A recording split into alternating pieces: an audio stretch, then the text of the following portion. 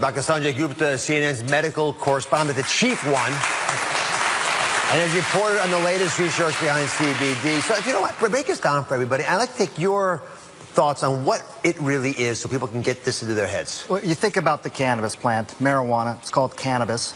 It really has lots of different ingredients, but two primary ones. One is THC. That's the stuff that's the recreational drug. It's what gets people high, gives them that euphoria. And there's CBD, which is cannabidiol. It's something that doesn't cause a psychoactive component.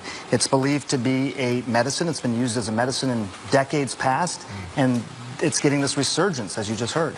So just to be clear, we've talked about medical marijuana in the past.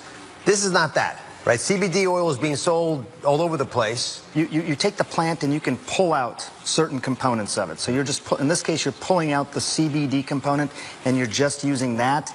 And therefore, you're not getting all those other effects that people often associate with marijuana. Which is why I think 47 states so far have said we're okay with it. How is the medical community using CBD oil? This is fascinating to me. I mean, if you would have asked this question 5 years ago, it would have basically been crickets. Nobody was really talking about it.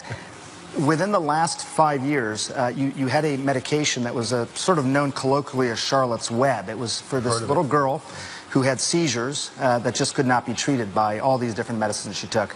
Her mom essentially started taking CBD herself in her kitchen sink and giving it to her daughter. That is what was known as Charlotte's Web. Within 5 years, it's gone from being that idea to now an FDA-approved drug in this country. That's fast. That's never really happened that quickly. The government has approved one CBD oil for one indication. Yes, and this is from the plant. This isn't synthesized in some lab. This is CBD that's actually coming from the plant, from the botanical. So that's a big deal. You actually now have something that's been considered illegal at the federal level, also part of an FDA-approved drug. That's what we're dealing with in this country. Can you guys wrap your heads around this? This is part of the disconnect, right? The federal government says it's not legal. 47 states say it is. Kids with seizures are being treated. I mean, and the FDA says, yes, we'll approve it. Yeah. But still at the federal level, it's illegal. What is starting to gain more traction, I think, really is what's happening with opioids in this country. What they found, Dr. Oz, was that in several states that had approved CBD legislation, they saw their opioid prescriptions start to go down. So that's an area the medical community is really, really focused on. As a neurosurgeon, you're good at this stuff. Explain to me how CBD actually affects the body. Well, we have all these different receptors in our bodies to basically attract and to have these components activate. But because those receptors are everywhere in the body, you could get an impact just about anywhere. Actually, let's show this to everybody, because I made a little model to demonstrate what Sanjay is saying. CBD produces so many effects throughout the body based on the fact it can bind to receptors in so many of our different organs, right? Places as far away as the intestinal tract and your arm and your spinal column up into your brain. And that's why people say it helps them alleviate pain, right? Maybe help with seizures. It's a pretty serious problem for a lot of folks. Anxiety, pretty common problem that we don't want to treat if we don't have to. Even withdrawal from medications, maybe even the opiates that Sanjay mentioned. Okay. But think about that. People think it can do so many things because of the CBD oil that is in there. It's touching so many parts of our body.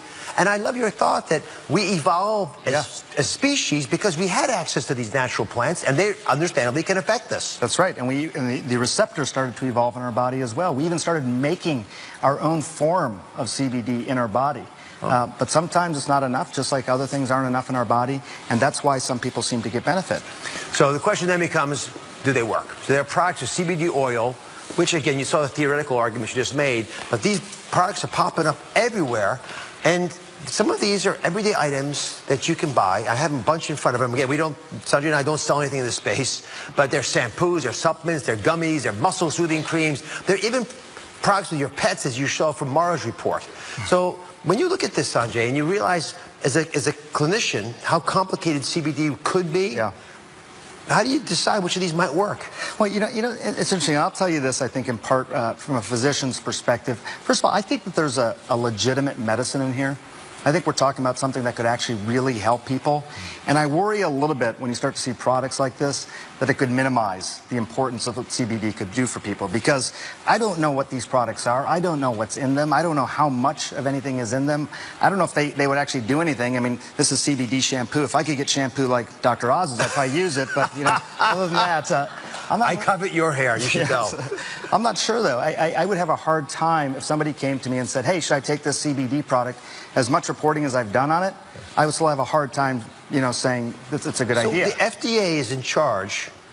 In fact, it's charged by our nation to tell us the answer to that question. What's safe, what's not? Where are they with all these things? So this is an illegal substance at the national level. This is Illegal. Illegal. At the same time, as we talked about earlier, the FDA has said, you know what, we think there's enough of a benefit here that we're willing to approve a drug specifically for epilepsy that's based on CBD.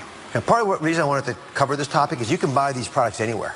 Really, you can go down to your local store in 47 out of 50 states, buy it online pretty much anywhere you want, and the government's not going to come in and kick your door down.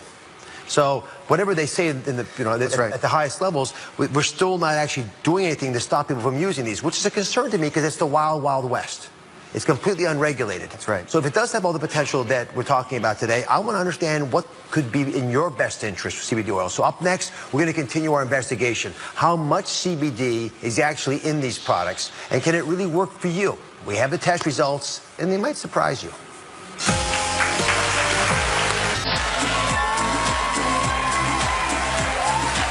I'm back with Dr. Sanjay Gupta investigating the CBD oil boom. It's now a $1 billion, with a big billion-dollar industry, and CBD sales are expected to grow 700% in the next 2 years. I mean, that's shocking. Proponents say CBD can be used to treat everything from anxiety, chronic pain, to epileptic seizures, even cancer.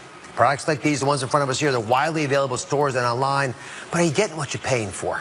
So where's the research? I hear it talked about so much, but whenever I get called by somebody, I want to know what's the actual data that shows that it worked. And you can't find that much. It's very hard to find the data. I think on epilepsy, seizures, particularly ones that have not been treatable by existing medications, there's pretty good data. That's why the FDA approved the drug.